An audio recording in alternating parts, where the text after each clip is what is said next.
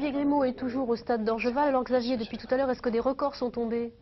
Toujours pas de record, c'est pas vraiment l'objectif de cette compétition qui réunit près de 2000 jeunes aujourd'hui à Reims. Mais par contre, cette compétition qui s'appelle donc les Jeux de l'avenir, c'est sa deuxième édition, Michel Maillard, elle a été créée un petit peu dans l'esprit des Jeux Olympiques de 1992 qui devaient avoir lieu à Paris. Maintenant, on le sait qu'ils n'auront pas lieu à Paris. Est-ce que les Jeux de l'avenir n'ont pas du plomb dans l'aile?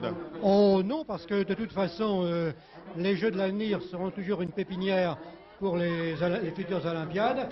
Et je pense que les Jeux de l'avenir ont quand même une belle chance de continuer dans l'avenir. Hein. Par rapport à ce qui existe à l'étranger comme système de détection en France, il semble qu'on soit quand même assez en retard. Ah, on est assez en retard, hein, ne serait-ce que par les épreuves de masse qui ne donnent rien ou qui donnent peu de choses, et surtout par l'aide qu'on peut apporter aux athlètes qui seront destinés à avoir des athlètes de haut niveau, ou disons de niveau régional. Enfin, il y a quelque chose quand même qui se met en place, c'est que dans chaque région, il y a plus ou moins des commissions qui vont s'intéresser des athlètes qu'on appellera élite régionale. Alors, oui. Donc pour tout ça, pour la détection, il faut de l'argent, il faut organiser des compétitions. On pense bien sûr aux sponsors. Il semble que dans l'athlétisme et puis dans d'autres sports également, des sports amateurs, l'argent soit toujours encore aujourd'hui un tabou en France. Oui, c'était un tabou, mais enfin, disons que maintenant, ce n'est plus un tabou. Hein, avec la réclame qui est admise dans les stades, avec les athlètes qui peuvent porter des dossards avec réclame, maintenant avec la sponsorisation, je crois qu'on va petit à petit vers une action d'aide au sport qui viendra de l'extérieur. Alors pour les jeunes, pour les épreuves de jeunes comme celle qui se trouve ici, il n'y a pas beaucoup de sponsors qui se sont démenés pour ça.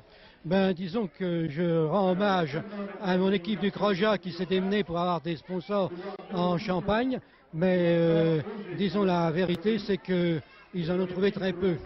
Et je crois... On va peut-être demander à Pierre Brateau, c'est financièrement cette réunion? Ben oui, parce que déjà on attendait une aide un peu plus importante de la région qui ne sait qu'avoir aussi un peu plus de sponsors. Il y a une banque qui a répondu favorablement.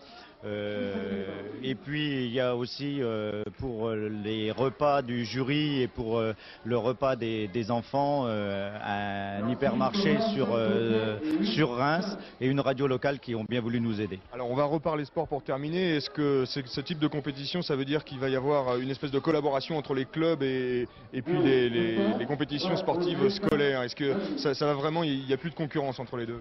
Ben, j'espère que ça va aboutir à une complémentarité et non à une concurrence, parce que souvent on a toujours les mêmes athlètes, hein, et ça va pouvoir peut-être améliorer l'entraînement, ça va pouvoir améliorer la condition des athlètes, et je pense que si on mettait tout notre matériel en commun, aussi bien humain que matériel propre, je crois qu'on pourrait faire de grandes choses en France. Voilà, on va conclure donc Ça pourrait se faire avec les contrats bleus, dans le sens des contrats bleus, et disons une plus grande incursion du sport dans l'école.